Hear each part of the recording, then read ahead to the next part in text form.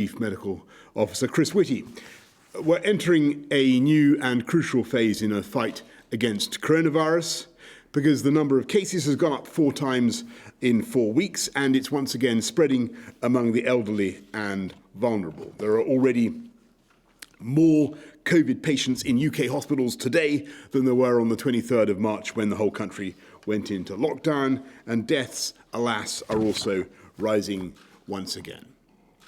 These figures are flashing at us like dashboard warnings in a passenger jet, and we must act now. So we're giving local authorities across England around £1 billion so they can protect vital services as they fight the virus. Nightingale hospitals across the north of England are being prepared for service. And so we can squash this virus wherever it appears, we are today simplifying, standardising, and in some places toughening local rules in England by introducing 3 levels of COVID alert. Medium, with existing national measures such as the rule of 6 and the closure of hospitality at 10 p.m. High, with extra measures including a ban on indoor social mixing between households or support bubbles. And very high for places where, without further action, the NHS will swiftly be under intolerable pressure. Areas within the very high alert category will be reviewed every 4 weeks, and nowhere will be shut down indefinitely. And the exact restrictions at this level, very high, will be worked out with local leaders along with tailored packages of support.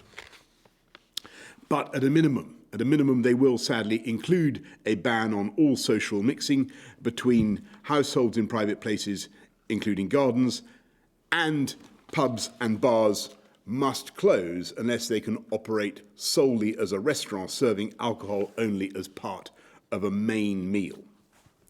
We will also ask people not to travel into and out of very high alert level areas. No one affected by this will be left to fend for themselves, and we're going to expand our unprecedented economic support to assist those affected by these decisions, extending our job support scheme to cover 2/3 of the wages of those in any business that is required to close, and providing those businesses with a cash grant of up to £3,000 a month instead of £1,500 every 3 weeks, and extra funding too for those in the very high category for local test and trace and enforcement. You will shortly be able to type in your postcode to gov.uk and see exactly what restrictions apply where you live. The majority of the country will, for now, be at medium.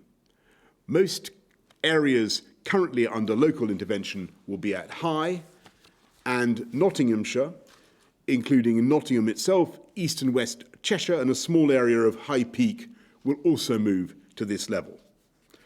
Over the weekend, we've been working with local leaders in areas where the data are most worrying, and from Wednesday, local authorities in the Liverpool City region will move to the very high alert level. In addition to pubs and bars, we've agreed with Liverpool City Mayor Steve Rotherham that gyms, leisure centres, betting shops, adult gaming centres and casinos will close.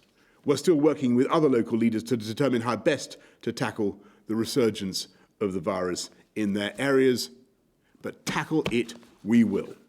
No one wants to impose these kinds of, least of all me, wants to impose these kinds of restrictions, erosions of our personal liberty. But I'm as convinced as I've ever been that the British people have the resolve to beat this virus, and that together we will do just that. With that, I'm going to hand over to the Chancellor, who's some more details on how we'll be supporting these businesses, employees and areas affected by today's changes. Rishi, over to you. Thanks, PM. Good evening. The Prime Minister has set out the next stage in our health response to tackling coronavirus. And I know people are frustrated at the prospect of further restrictions, but I want to reassure you that we have a comprehensive plan to protect jobs and businesses in every region and nation of the United Kingdom. Our winter economy plan has 3 parts. First, the job support scheme will protect jobs, whether your business is open or closed. If your business can open safely, but with reduced or uncertain demand, the government will directly subsidise people's wages over the winter, giving businesses the option to bring people back to work on shorter hours rather than making them redundant. That's the right approach for businesses who can remain open. But businesses who are being asked to close will need further support. So on Friday, I announced that we're expanding the job support scheme. If the closures mean you are unable to work for 1 week or more, your employer will still be able to pay you 2/3 of your normal salary, and the UK government will cover the cost. This national programme will benefit people the same wherever they live and whatever job they do. The existing furlough scheme continues throughout October, with the new job support scheme available from November, so there is no gap in support. And to give people and businesses certainty, the scheme will run for 6 months through to next spring. The job support scheme is in line with most other major European countries. And to support the lowest paid through this crisis, we have also made our welfare system more generous and more responsive too. Second, businesses in England who are legally required to close can now claim a cash grant of up to £3,000 per month, depending on the value of their business premises. Those grants can be used for any business costs and will never need to be repaid. And I'm guaranteeing an extra £1.3 billion of funding to the Scottish, Welsh and Northern Ireland administrations if they choose to do something similar. Third, the Prime Minister has announced today we are providing additional funding for local authorities. For local authorities entering level 3, we're providing up to £500 million to fund activities like enforcement, compliance and contact tracing. And to protect vital services, we're providing around £1 billion of additional funding for all local authorities on top of the £3.7 billion we've already provided since March. Our winter economy plan will give people and businesses flexibility and certainty over the coming months, whether they are open or required to close. All part of our plan to protect the jobs and livelihoods of the British people. Thank you. Thanks very much, Rishi. Chris. Thanks, Ben. Could I have the first slide, please? The slides that follow tell a story that is relatively clear to understand. This is the first slide is from the Office for National Statistics, ONS, Household Infection Survey, and it's, in our view, the most robust study of the virus. And what it shows is the prevalence, how many people had it in the population from the end of April through to the beginning of October. And as you can see on this graph, the numbers of people with it went down really steadily through till the beginning of June, thanks to the remarkable efforts of the entire nation, and then continued down at a low level until the beginning of September, at which point they began to rise again. And you can see on this graph that they're now really up to a level that was there at the beginning of May. Next slide, please.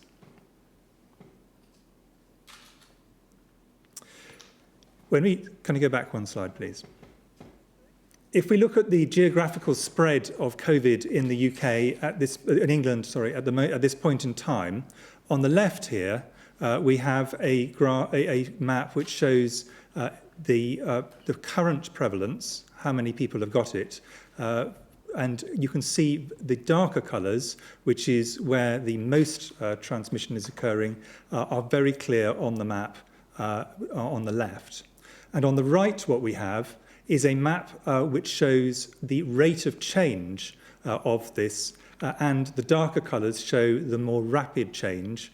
And you can see on this map that this is now extending considerably beyond just the areas in the northwest, northeast and parts of the Midlands. So there is already clear evidence of spread around the country, but at this point in time, heavily centred on the areas of intervention. Next slide, please. One slide back, please. The geographical spread in people over the age of 60 is, however, really important. And this is what this map shows. It's the same as the last one, except as you can see, the area is much more concentrated because you start off with transmission in younger people and then it moves up the age bands. But the reason that this is very important, and I'll show this really clearly on the last slide of this pack, is that the rate in people over 60 is a very good predictor in a bad way for the rates of people going into hospital. Next slide, please. If we then use the ONS data in the different regions of the country, you can see that the rates since the middle of August have been going up steadily in the northeast, the northwest, and parts of Yorkshire and the Humber. Next slide, please. At a more moderate rate in the East and West Midlands and in London. Next slide, please. And at a much lower rate currently, but I think we should be not lulled into a false sense of security here, in the southwest, the east of England, and the southeast. Next slide, please.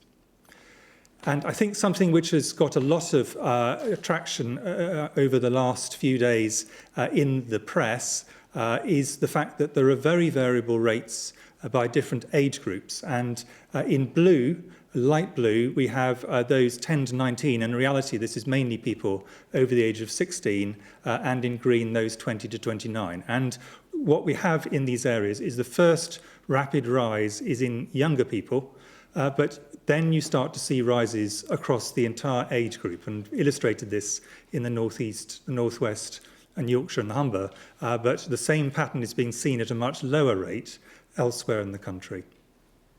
Next slide, please. Now, I think there was a hope that this would not translate into hospital admissions, but the hospital admissions occur at the high end of the age range. And what we have here is everybody admitted to hospital with COVID since the middle of July. And again, initially, a steady fall due to the work that everyone had put in. But on the right, a rise which is on every age band, but in particular in those aged over 65, over 75, and in particular those over 85. And what this is translating into is an increase in hospitalisation, in particular in those areas where there is a high transmission. So this is not just rates going up, this is rates going into hospital are going up. Next slide, please. So the final slide is just to show that, regrettably, when you start to see a rise in the rates going into hospital in people over the age of 60, that is mirrored almost exactly, with some delay, with rates going into hospital, and those curves follow one another inexorably.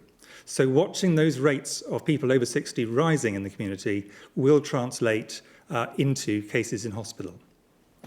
My final point is a more optimistic one.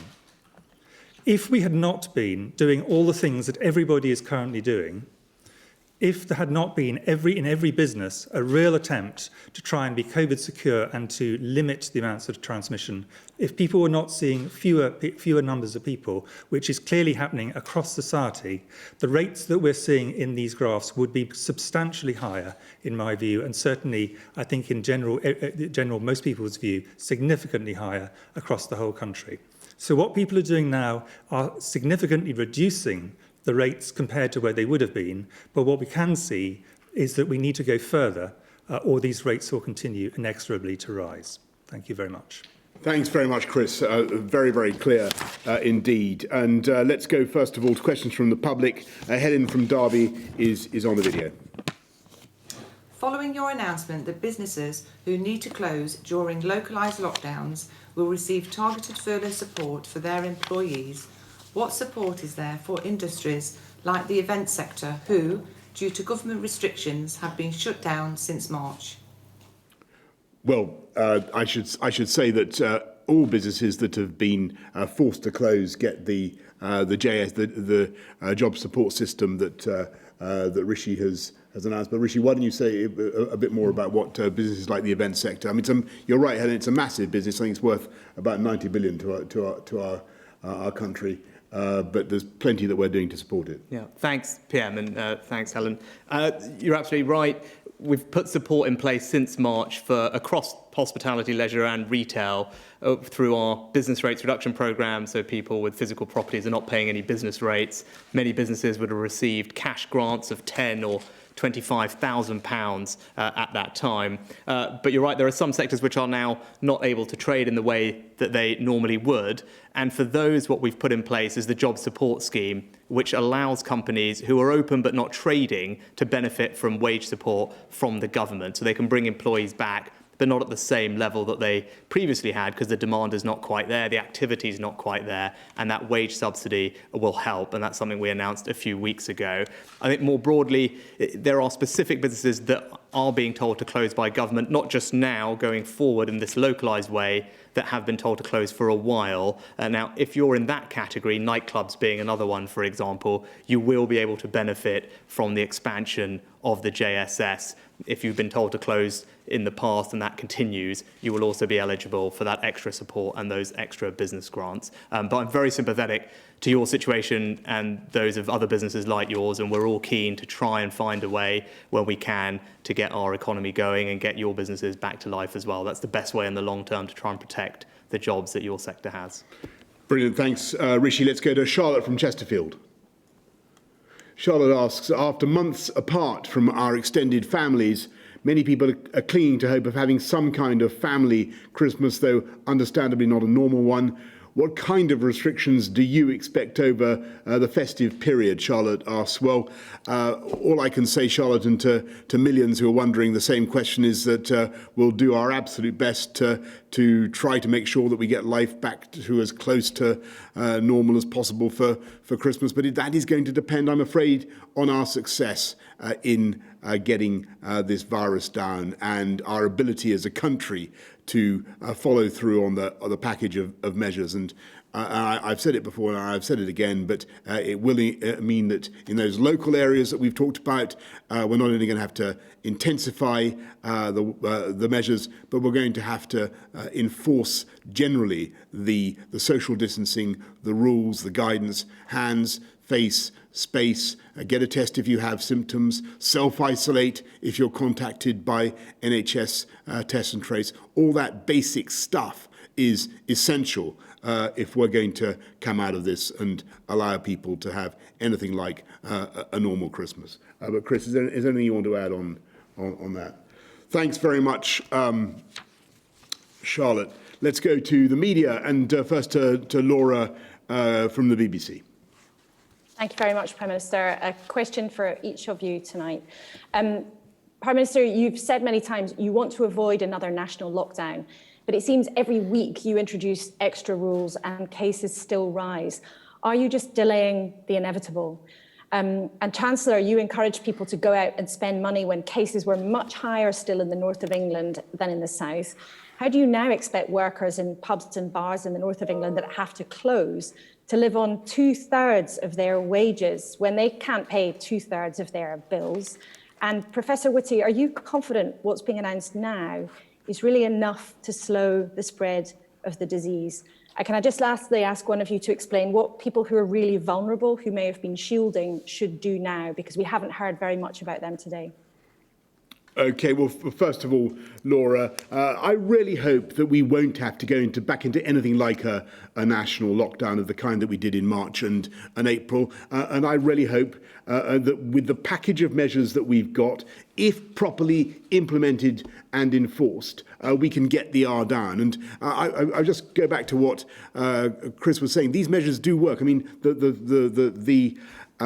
forget the R was coming down in this country before we went into full lockdown in March, because people had already started to follow guidance about restricting contact and restricting transmission in the way that they needed to do. Lockdown was also essential to drive that home. But this package depends on public support. I think what's encouraging today is we've got people like Steve Rotherham in the Liverpool City region stepping up with strong local leadership. I think if we can get that over the next few days across the country in the areas where we've got high incidence, that will make a huge difference. But be in no doubt, this is a balanced package. We could go for a national lockdown again. I think many people would think that was extreme, and it would do a great deal of extra harm to our economy, to our ability to. We'd have to take kids out of school. It would do a lot of immediate harm. We don't want to go down that extreme route right now. Similarly, there are the people on the other side of the argument who say, "Oh, well, let's just learn to live with this. Let's stop trying to fight this virus. Let's stop trying any kind of measures at all to contain it." I can't support that approach, I'm afraid, Laura, because it would all the maths is brutal. It would lead to too many fatalities. So we have to do a balanced approach, the moderate approach that we're taking, and relying on the public, on the cooperation of local government and government at all levels to make it work.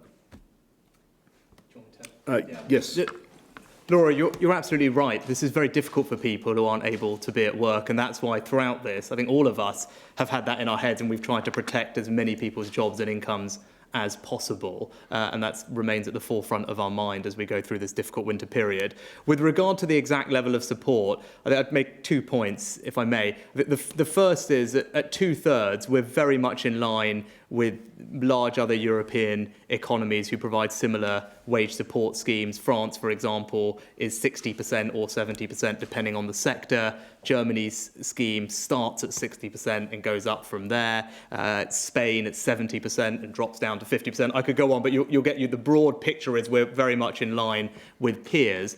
But obviously that might not be comforting to you if you're the person on the other end of that and you still need to try and make ends meet. What I'd say is we've invested several £billion in improving the generosity of our welfare system this year, primarily through the increase in universal credit and also local housing allowance. And what that means is not only is that system more generous, it's also responsive to people's needs. So as people who are the lowest paid that you talked about see that their earnings are going down, the way universal credit works is that the welfare payments will go up to compensate for a good chunk of that. And if you look at someone, say in their, pick an example, someone in their late 20s, privately renting, working 35 hours at the minimum wage, let's just say, living in a city like Manchester, for example, what they would see on an after-tax and after-benefits change in their income would mean that they're probably just over 90% of their previous income once all those changes had worked through. So our system is designed particularly to help those who are lowest paid,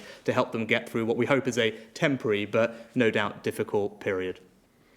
On the 2 you asked me, I am very confident that the measures that are currently in place are helping to slow the virus, and these measures will help to slow it further.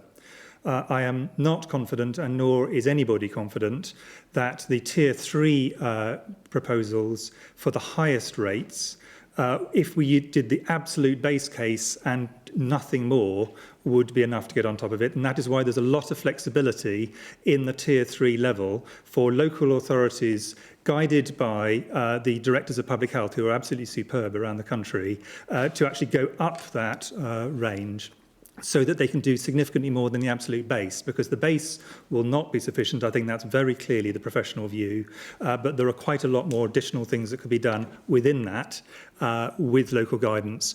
And the central thing about this is these only work if people buy into them. I don't just mean the political leaders, although absolutely essential that they do and that there is as much consensus as possible, but also everybody has got to buy into them. Because that's how it works. It's everybody doing their bit within this, and therefore that is important, that we have local as well as national agreement. This is what we need to do. In terms of your fourth question on shielding, Jenny Harries is going to give a much longer, I think, discussion on this tomorrow. But the short version is people who were previously in the shielding group are at greater risk. we would advise them always to take greater precautions. But we also recognise that there was significant difficulties and often mental distress and loneliness for people who were put into shielding as they certainly perceived it. And I think we're trying to deal with that in the way that we approach shielding over the next phase. But it is something where we do want people to take extra precautions where they can. Thanks very much, Laura. Let's go to Robert Peston of ITV. Prime Minister, are you saying that if it were not for the opposition of some mayors and local government leaders, other areas, especially in the north, would already be in the very high category? And Professor Whitty, the Prime Minister, said today that there are now more people in hospital than when the country was locked down on March the 23rd. People are scared and confused. We know that lockdown suppressed the virus. How can we be confident that these much lesser measures will do the same job of protecting us? Well, first, Robert, it's absolutely correct to say that we're working with local authorities across the country, but particularly with those badly affected regions that everybody knows about in the northwest, in the northeast, Yorkshire, Humber, and so on, trying to work with them to support a collective package of measures. I was very pleased that Steve Rotherham of the Liverpool City region, came forward with a package. We're helping him, and the offer is that to all local leaders who are facing problems, big increases in infection rates, will help to support more local test and trace, more local enforcement, and so on. Where we stand ready to work with local government at all levels. But clearly, we also have, as a national government, we have to think about our primary duty, which is to save life and to protect the NHS. And we will also do whatever we think is necessary over the next few days and weeks. My experience as a doctor has been absolutely that people in Britain actually do not tend to get scared. What they want is people to give them very straight news and know the worst, and then discuss what we should do, and then get on and work out a plan for how to do it.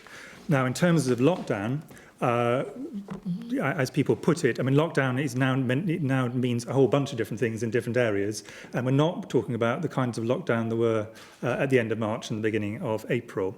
But it is the case we are going to have to do more. That's the whole point of what the Prime Minister has just announced, and probably in some areas significantly more.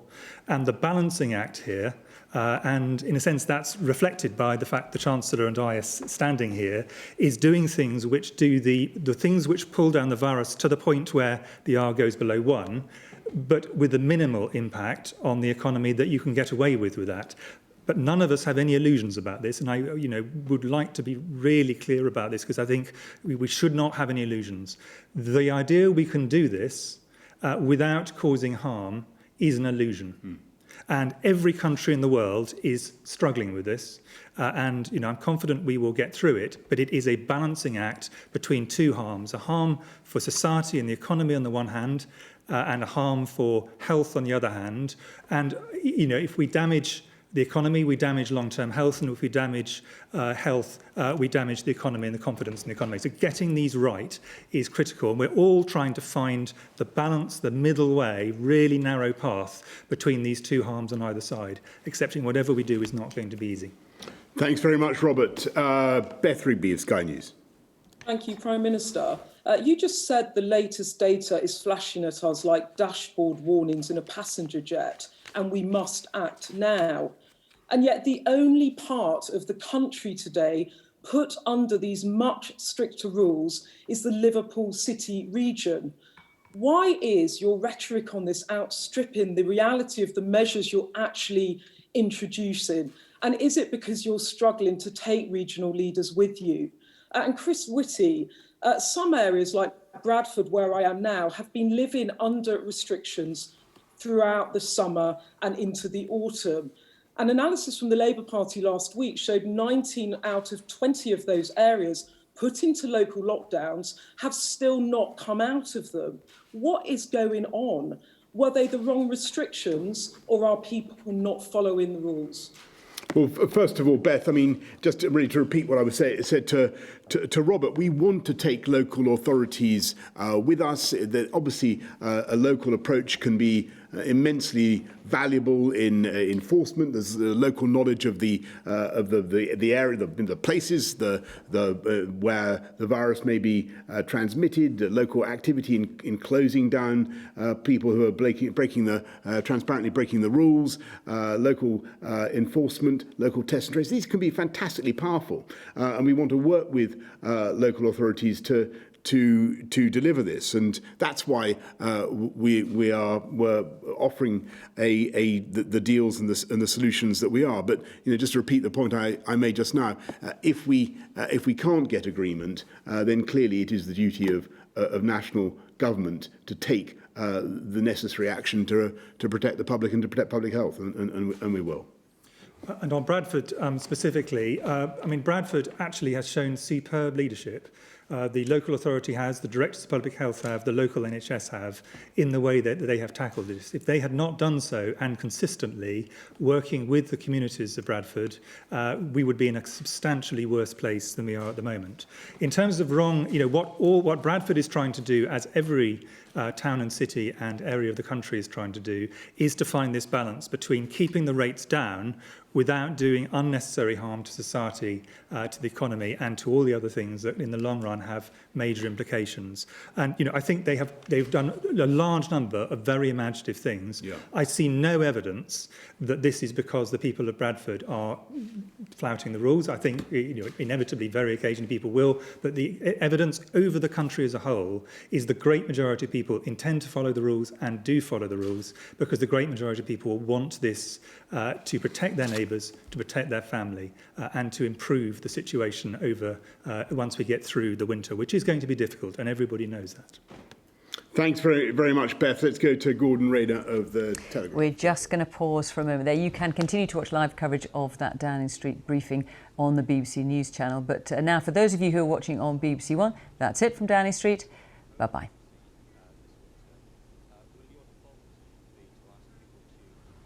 The current restrictions for the coming year or so. And just also, Andy Street, the West Midlands Mayor, has pointed out that his area is in Tier 2, even though it only has a quarter the level of infection that Manchester does, which is in the same tier. Do you acknowledge that there are huge inconsistencies in the decisions over which area goes into which tier? Well, Gordon, first of all, on the sort of variations in the tiers and people's feelings of there are anomalies, that's inevitably going to happen in a complex campaign against a pandemic like this. I don't want to put the West Midlands, I don't want to put anywhere into the measures that we have to do. But as you've heard from Chris, we have to, and as you've heard from me, we have to get that virus down. It is necessary. I mean, I'm afraid it is going up in the West Midlands, and as indeed it is across the whole country. There's no area where it isn't going up anymore, alas, and that's why we've got to take especially dynamic measures in those areas that are particularly badly affected. And on your bigger point about what happens if there's no vaccine, well, that doesn't mean that there's not going to be the kind of scientific and technological progress that will start to make a real difference. Already, you're seeing how drugs are changing for the better. The mortality rates in ICU, drugs, the treatments and understanding of the disease is helping to reduce the number of people who go from a hospital admission into ICU. We're making progress in fighting this disease, and we will continue to make progress.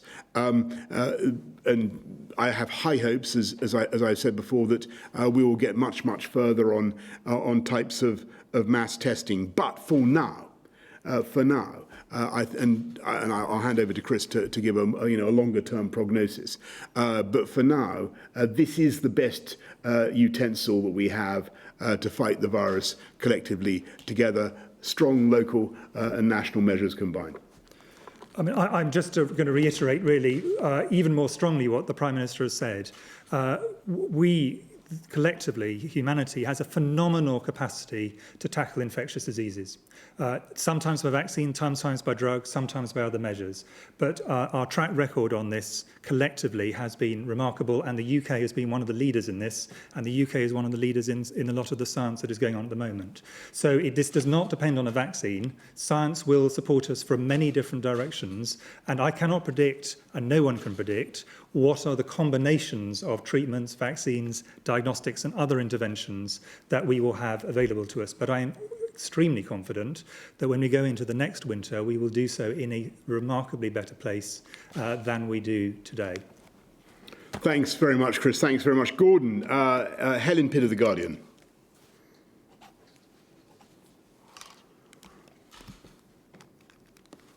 A question for the Prime Minister. The Deputy Chief Medical Officer, Jonathan Van Tam, said earlier, the epidemic this time has really picked up pace in the north of England, earlier than it did in the first wave, and that almost certainly relates to the fact that disease levels in the north, and certainly in the northwest, never dropped as far in the summer as they did in the south. Do you accept then that lockdown was too early for the north of England and was a decision taken from London to suit London and the south? And a question for Chris Whitty. What evidence is there that hospitality is the key setting for infections? No, Helen, I don't accept that at all. And I think the difference between this bout of the pandemic and the first one is how much more localised it is. And we took measures on a national basis then at every stage and on the basis of the scientific advice. That's what we did. On the evidence on hospitality, so I think Jonathan Van Tam, to go back to your first bit of your question, put it extremely well today. What we have is a group of things all of which contribute to people mixing, and the ones that are the most likely to lead to transmission events are indoors, with households that are not your household, in relatively crowded environments in certain places without masks and so on.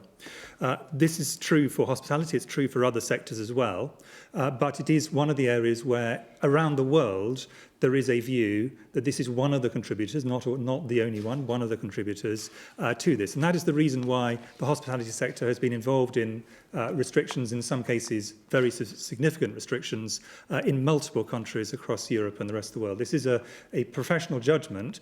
We will not have randomised control evidence or grade A evidence of that sort for some time for any intervention. Currently, we have basically two poles that we are confident of. A full lockdown works, and letting it go will lead to very substantial numbers. Between those, what we're trying to do, and every country is trying to do, is find for any particular society, and for our society here, the right balance between the various things, all of which cause harm, all of which we would not want to do, but which can collectively, if you do them all together, pull the numbers down. And if you look at what the UK has decided to do, and for good reasons, in terms of protecting education in particular, but other things as well, then you have to look at all the things that remain. So that is the situation we have with hospitality. And don't forget, Helen, we're not an outlier in this, in the sense that I think they've closed the bars in Paris, and in Berlin they've got the first curfew since 1949. So there's across Europe and elsewhere you can see people tackling this in very similar ways. Let's go lastly to Liam Thorpe of the Liverpool Echo. Good evening. Initially to the Chancellor, back in the spring, you deemed it appropriate to pay 80% of the wages of would no longer work because of the lockdown. Are you now saying that the jobs, the lives, the prospects of the hundreds of thousands of people in the Liverpool City region, many of whom will now earn less than the minimum wage and be unable to pay their bills, some of them may even be forced into destitution, are they valued less now? And to the Prime Minister, you've tried to strike a sort of chord of agreement and cooperation with the leaders of the Liverpool City region. We're getting a very different idea locally. The first that anybody here, including the leaders, even heard about your plans to shut pubs, etc., was in the pages of the national newspapers. And today, at the very last minute, Matt Hancock called a meeting with the region's MPs with 10 minutes warning, meaning that several of them missed the briefing, some of them trying to connect on a train. They've described it as just a total lack of respect for a region where you potentially won't win any votes. Is it that, or is it just the chaos of trying to organise a lockdown? Well, Rishi, you want to go first? Liam, I think it's wrong to say that any particular area has been treated any differently to any other. We value all jobs and all people's livelihoods equally. The schemes that we've put in place are national.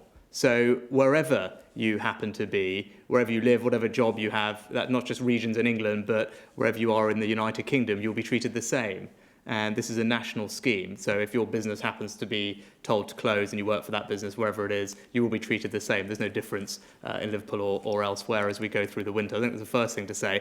I think secondly, in terms of the level of support, obviously you heard my answer previously about our levels of support being in line with most other major countries. And indeed, for those on the lowest page, you talked about those on the minimum wage. It's precisely those people who benefit the most from the responsiveness of our universal credit system. And the example I gave you, it would show that actually someone in that situation will end up on over 90% of their post-tax, post-benefits income after this situation. So I think actually that shows that the system is working.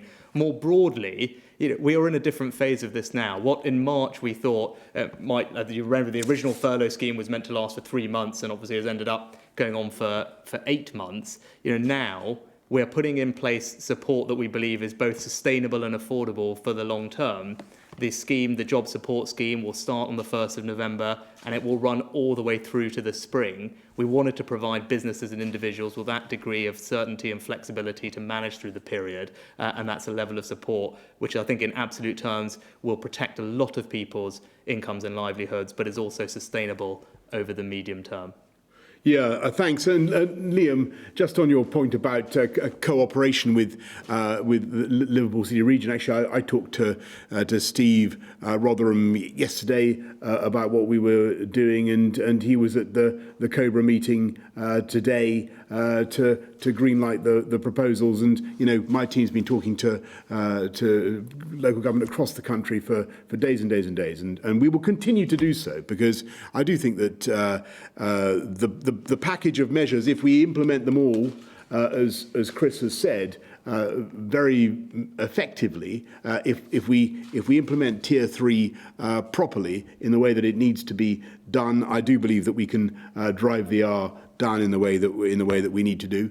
But it will take a combination of local and national government working together to get this done. And of course, it will also take all of us to play our part and do our bit and follow the guidance. Thanks very much, Liam. Thanks you all very much, and see you next time. So that is where the press conference draws to an end. Some 40 minutes with the Prime Minister, the Chief Medical Officer and the Chancellor. The Chancellor outlining the financial deals and arrangements on offer for the various businesses affected, specifically in Tier 3, the very serious risk, and also, though, for the other stages as well. Chris Whitty.